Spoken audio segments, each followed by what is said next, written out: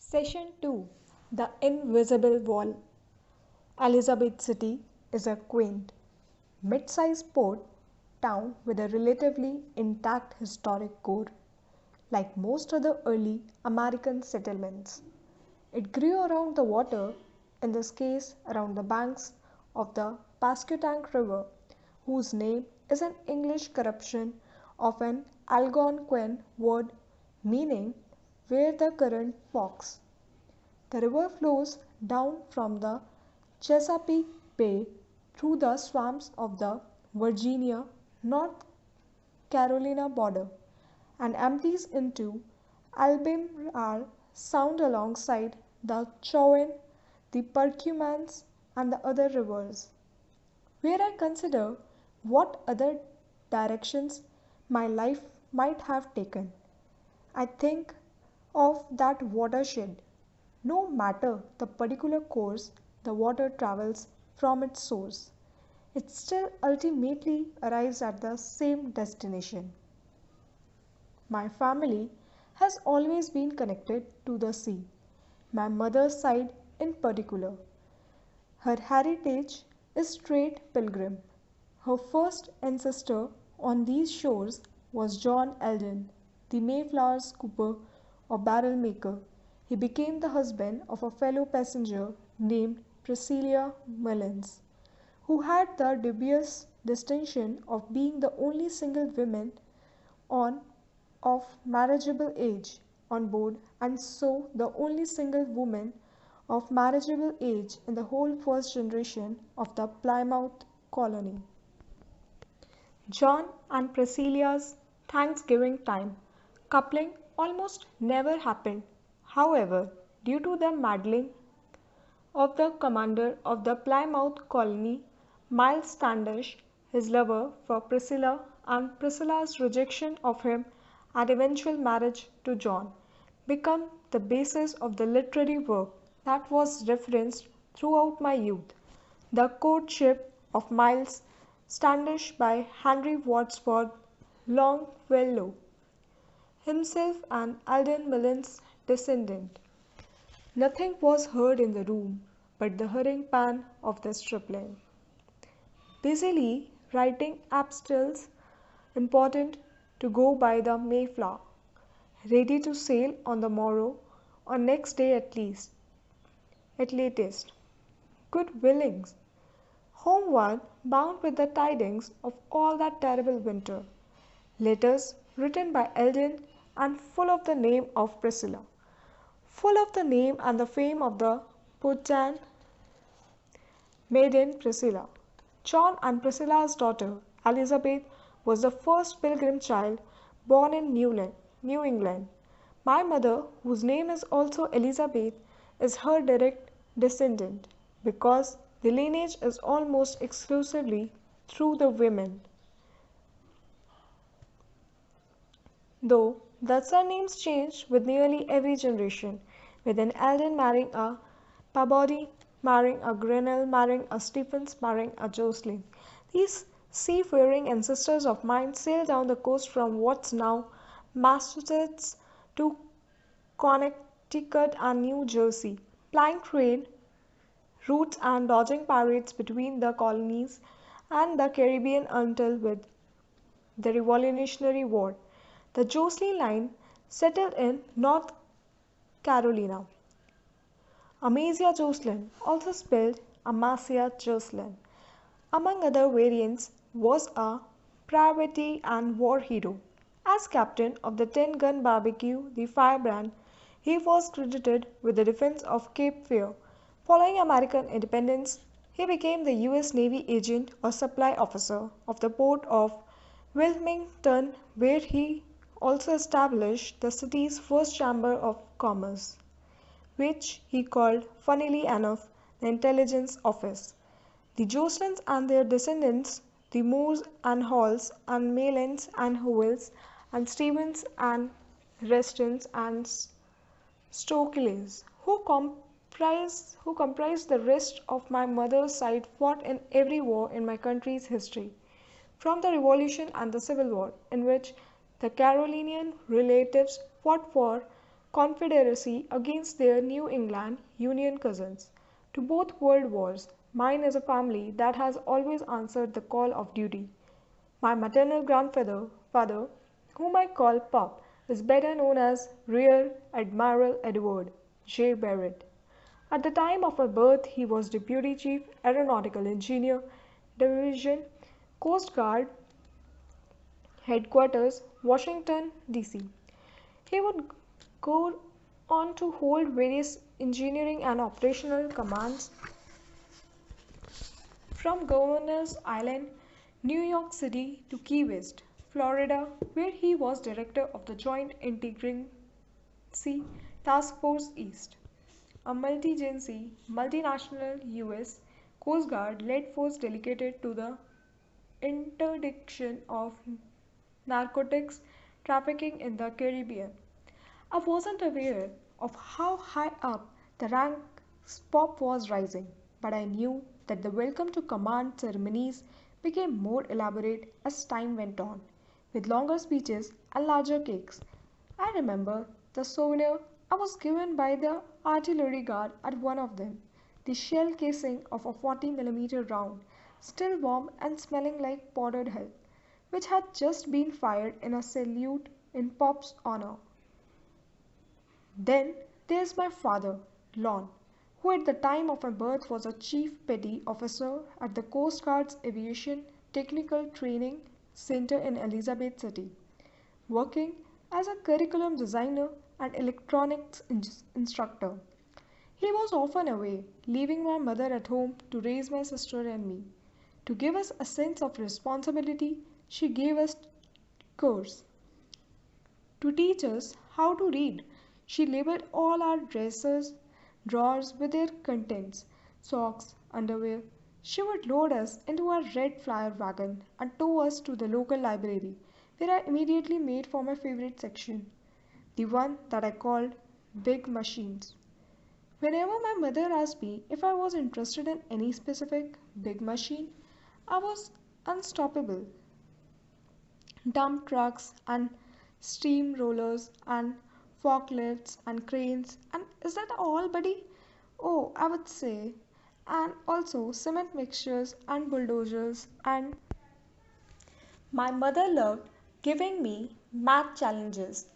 At Kmart or Winn Dixie, she would have me pick out books and model cars and trucks and buy them for me if I was able to mentally add together their prices. Over the course of my childhood, she kept escalating the difficulty, first having me estimate and round to the nearest dollar, then having me figure out the precise dollar and cents amount, and then having me calculate 3% of that amount and add it to on the total. I was confused by that last challenge, not by the arithmetic so much as by the reasoning. Why? It's called tax, my mother explained. Everything we buy, we have to pay 3% to the government. What do they do with it? You like roads, buddy? You like bridges? She said. The government used that money to fix them. They used that money to fill the library with books. Sometime later, I was afraid that my budding maths skills had failed me when my mental total didn't match those on the cash register's display. But once again, my mother explained, they raised the sales tax. Now you have to add 4%. So now the library will get even more books? I asked. Let's hope, my mother said. My grandmother lived a few streets over from us, across from the Carolina feed and seed mills and a towering pecan tree. After stretching out my shirt to make a basket to fill with fallen pecans, I would go up to her house and lie on the carpet beside the long, low bookshelves. My usual company was an edition of Aesop's Fables and perhaps my favorite, Bulfin's Mythology. I would leaf through the pages, pausing only to crack a few nuts, while I absorbed accounts of flying horses, intricate labyrinths, and serpent haired gorgons who turned mortals to stone.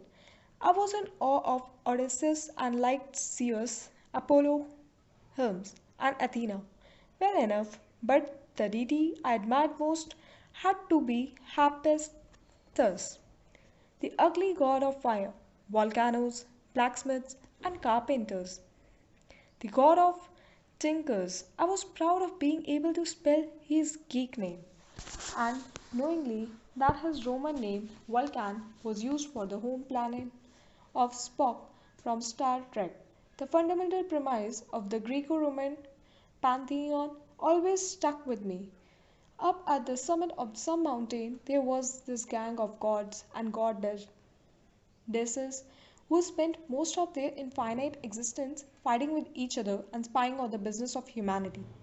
Occasionally, when they noticed something that intrigued or disturbed them, they disguised themselves as lambs and swans and lions and descended the slopes of Olympus to investigate and meddle. It was often a disaster. Someone always drowned, or was struck by lightning, or was turned into a tree whenever the immortals sought to impose their will and interfere in mortal affairs. Once, I picked up an illustrated version of the legends of King Arthur and his knights and found myself reading about another legendary mountain, this one in Wales. It served as the fortress of a tyrannical giant named Rita Gaul, who refused to accept that the age of his reign had passed and that in the future the world would be ruled by human kings, whom he considered tiny and weak. Determined to keep himself in power, he descended from his peak, attacking kingdom after kingdom and vanquishing their armies. Eventually, he managed to defeat and kill every single king of Wales and Scotland. Upon killing them, he shaved off their beards and wove them together into a cloak, which he wore as a glory trophy. Then he decided to challenge the strongest king of Britain, King Arthur, giving him a choice. Arthur could either shave off his own beard and surrender. The king and the giant met on the highest peak and battled each other for days until Arthur was gravely wounded, just as Rita God grabbed the king by the hair and prepared to cut off his head. Arthur summoned a last measure of strength and sank his fabled sword through the eyes of the giant, who toppled over dead. Arthur and his knights when went about piling up a funeral cairn atop Rita Gau's corpse. But before they could complete the work, snow began to fall. As they departed, the giant's blood-stained beard cloak was returned to perfect whiteness. The mountain was called Snowdon, which, a note explained, was Old English for snow mound. Today, Snowdon is called Mount Snowdon, a long-extant volcano. It is at approximately 3,560 feet, the highest peak in Wales. I remember the feeling of encountering my name in this context. It was thrilling. And the archaic spelling gave me my first palpable sense that the world was older than I was, even older than my parents were. The names association with the heroic exploits of Arthur and Lancelot and Gawain and Percival and Tristan and the other king knights of the Round Table gave me pride until I learned that these exploits were not historical but legendary. Years later, with my mother's help, I would scour the library in the hopes of separating the mythical from the factual. I found out that Stirling Castle in the Scotland had been renamed Snowdon Castle in honor of this Arthurian victory as part of an attempt by the Scots to shore up their claim to the throne of England. Reality, I learned, is nearly always messier and less flattering than we might want it to be, but also in some strange way often richer than the myths. By the time I uncovered the truth about Arthur, I had long been obsessed with a new and different type of story, or a new and different type of storytelling. On Christmas 1989, a Nintendo appeared in the house. I took to that two tone grey console so completely that my alarmed mother imposed a rule. I could only rent a new game when I finished reading a book. Games were expensive, and having already mastered the ones that have come with the console, a single cartridge combining Super Mario Bros. And Duck Hunt, I was eager for other challenges. The only snag was that, a 6-year old, I couldn't read as fast as I could complete a game. It was time for another of my neophyte hacks. I started coming home from the library with shorter books and books with lots of pictures. There were visual encyclopedias of inventions with crazy drawings of velocipedes and blimps, and comic books that I realized only later were abridged for kids' versions of Jules Verne and H.G. Wells. It was the NES, the janky but genius 8-bit Nintendo Entertainment System. That was my real education. From The Legend of Zelda, I learned that the world exists to be explored. From Mega Man, I learned that my enemies have much to teach. And from Duck Hunt, well, Duck Hunt taught me that even if someone laughs at your failures, it doesn't mean you get to shoot them in the face. Ultimately, though, it was Super Mario Bros. That taught me what remains perhaps the most important lesson of my life. I'm being perfectly sincere. I'm asking you to consider this seriously. Super Mario Bros., the 1.0 edition, is perhaps the all time masterpiece of side scrolling games. When the game begins, Mario is standing all the way to the left of the legendary opening screen, and he can only go in one direction. He can only move to the right as new scenery and enemies scroll in from that side. He progresses through 8 worlds of 4 levels each, all of them governed by time constraints, until he reaches the evil Bowser and frees the captive princess Toadstool. Throughout all 32 levels, Mario exists in front of what in gaming parlance is called an invisible wall, which doesn't allow him to go backward. There is no turning back, only going forward for Mario and Luigi, for me and for you. Life only scrolls in one direction, which is the direction of time. And no matter how far we might manage to go, that invisible wall will always be just behind us, cutting us off from the past, compelling us on into the unknown. A small kid growing up in small town North Carolina in the 1980s has to get a sense of mortality from somewhere. So why not from two Italian immigrant plumber brothers with an appetite for sear mushrooms? One day, my much used Super Mario Bros. Cartridge wasn't loading, no matter how much I blew into it. That's what you had to do back then, or what we thought you had to do. You had to blow into the open mouth of the cartridge to clear it of the dust, debris, and pat hair that tended to accumulate there. But no matter how much I blew, both into the cartridge and into the cartridge slot of the console itself, the TV screen was full of blotches and waves which were not reassuring in the least. In retrospect, the Nintendo was probably just suffering from a faulty pin connection. But given that my 7-year-old self didn't even know what a pin connection was, I was frustrated and desperate. Worst of all, my father had only just left on a Coast Guard trip and wouldn't be back to help me fix it for 2 weeks.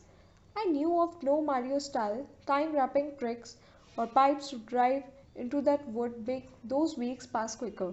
So I resolved to fix the thing myself. If I succeeded, I knew my father would be impressed. I went out to the garage to find his grey metal toolbox. I decided that to figure out what was wrong with the thing, first I had to take it apart. Basically, I was just copying or trying to copy the same motions that my father went through wherever he sat at the kitchen table repairing the house's VCR or cassette deck. The two household machines that to my eye, the Nintendo console most closely resembled. It took me about an hour to dismantle the console, with my uncoordinated and very small hands trying to twist a flat screwdriver into Phillips head screws. but eventually I succeeded. The console's exterior was a dull, monochrome grey, but the interior was a welter of colors. It seemed like there was an entire rainbow of wires and glints of silver and gold shooting out of the green as grass circuit board. I tightened a few things here, loosened a few things there, more or less at random, and blew on every part. After that, I wiped them all down with a paper towel. Then I had to blow on the circuit board again to remove the bits of paper towel that had gotten stuck on to what I now know were the pins. Once I had finished my cleaning and repairs, it was time for reassemble. Our golden lamp treasure might have swallowed one of the tiny screws, or maybe it just got lost in the carpet or under the couch, and I must not have put all the components back in the same way I had found them, because they barely fit into the console's shell. The shell's lid kept popping off, so I found myself squeezing the components down the way you try to shut an overstuffed suitcase.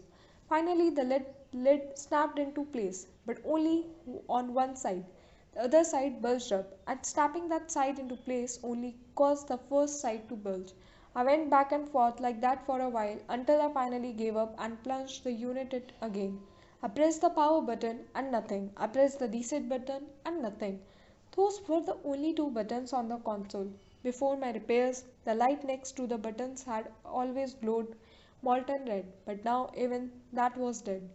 The console just sat there, lopsided and useless, and I felt a surge of guilt and dread.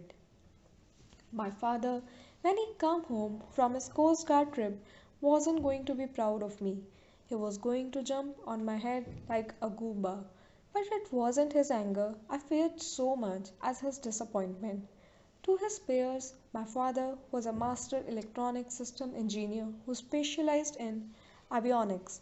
To me, he was a household mad scientist who would try to fix everything himself: electoral outlets, dishwashers, hot water heaters, and AC units.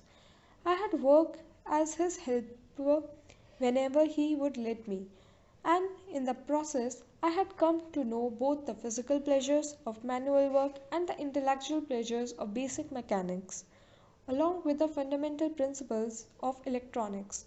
The difference between voltage and current, between power and resistance, every job we undertook together would and either in a successful act of repair or a curse, as my father would fling the salvageable piece of equipment across the room and into the cardboard box of things that can't be unbroken. I never judged him for these failures. I was always too impressed by the fact that he had dared to hazard an attempt. When he returned home and found out what I had done to the nest, he wasn't angry, much to my surprise. He wasn't exactly pleased either, but he was patient. He explained that understanding why and how things had gone wrong was every bit as important as understanding what component had failed. Figuring out the why and how would let you prevent the same malfunction from happening again in the future.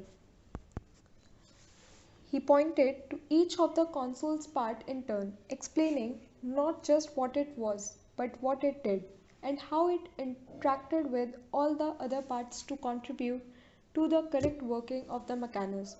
Only by analyzing a mechanism in its individual parts were you able to determine whether its design was the most efficient to achieve its task.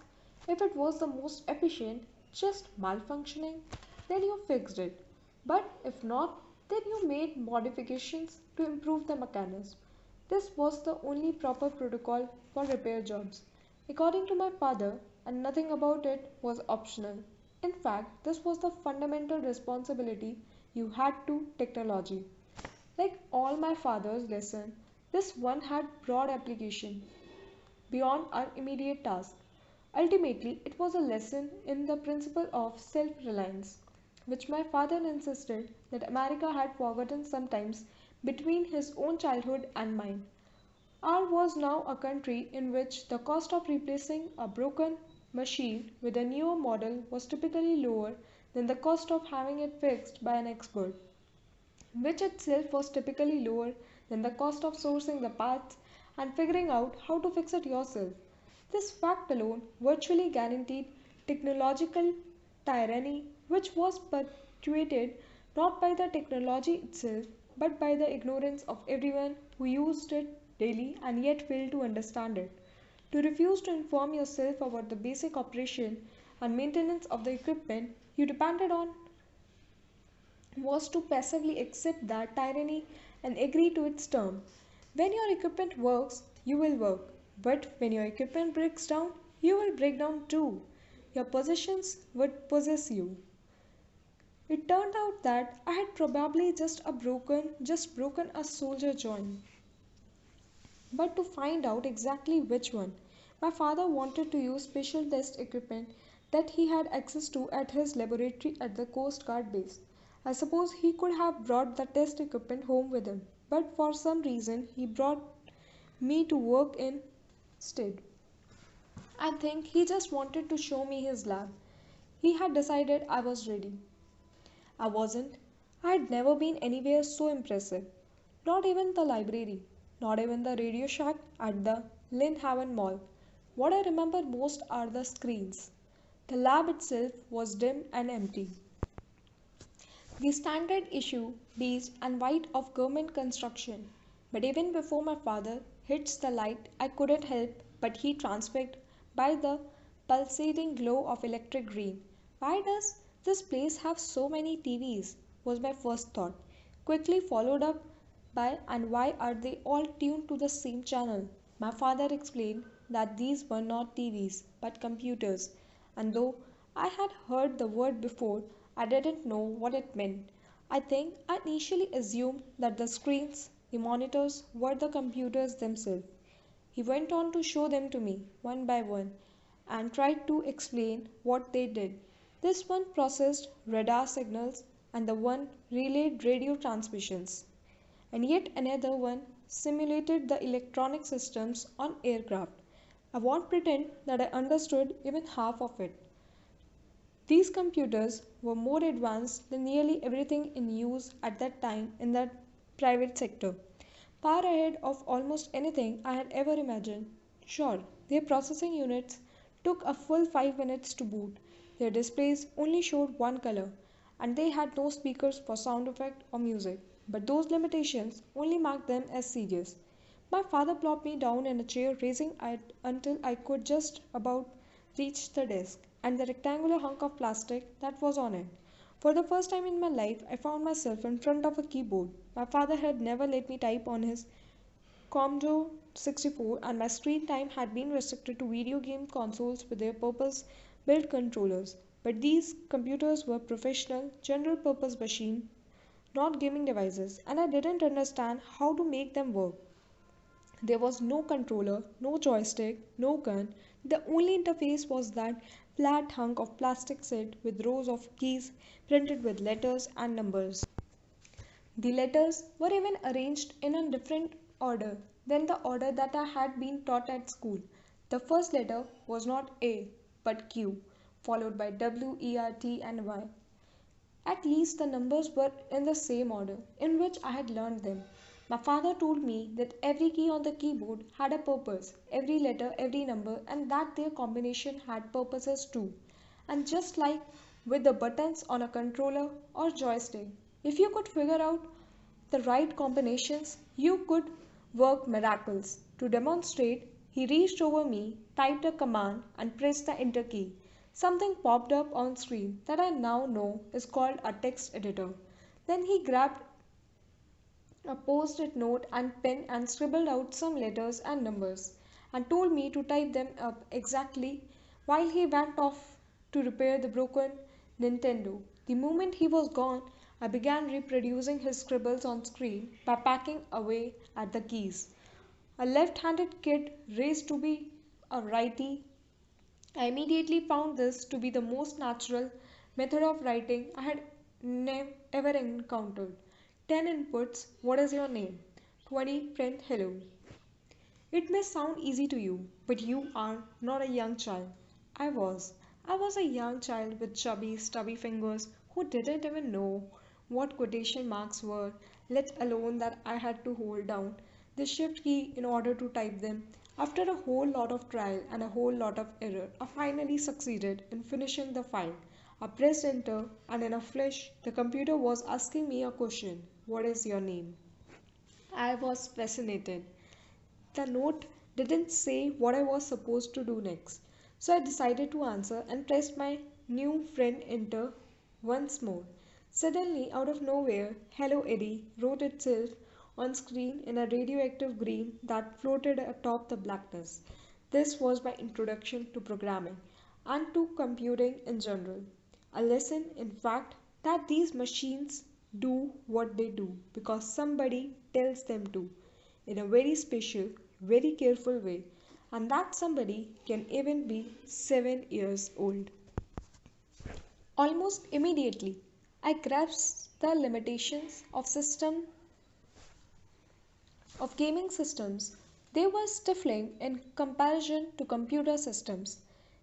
Nintendo, Atari, Sega, they all confined you to levels and words that you could advance through, even defeat, but never change.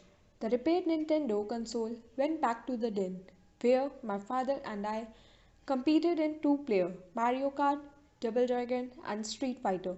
By that point, I was significantly better than him at all those games. The first pursuit at which I proved more adept than my father, but every so often I would let him beat me.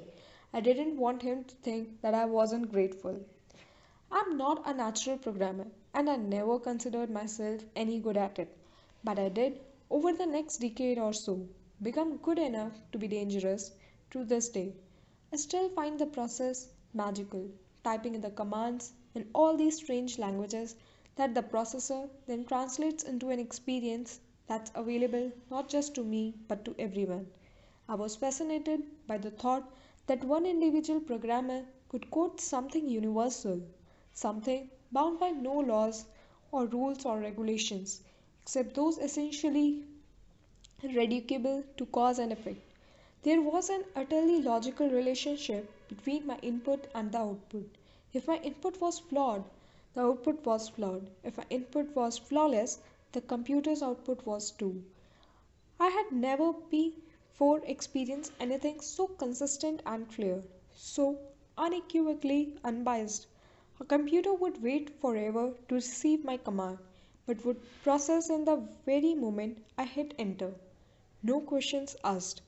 No teacher had ever been so patient, yet so responsive. Nowhere else, certainly not at school, and not even at home, had I ever felt so in control that a perfectly written set of commands would perfectly execute the same operations time and again would come to seem to me, as it did to so many smart, tech inclined children of the millennium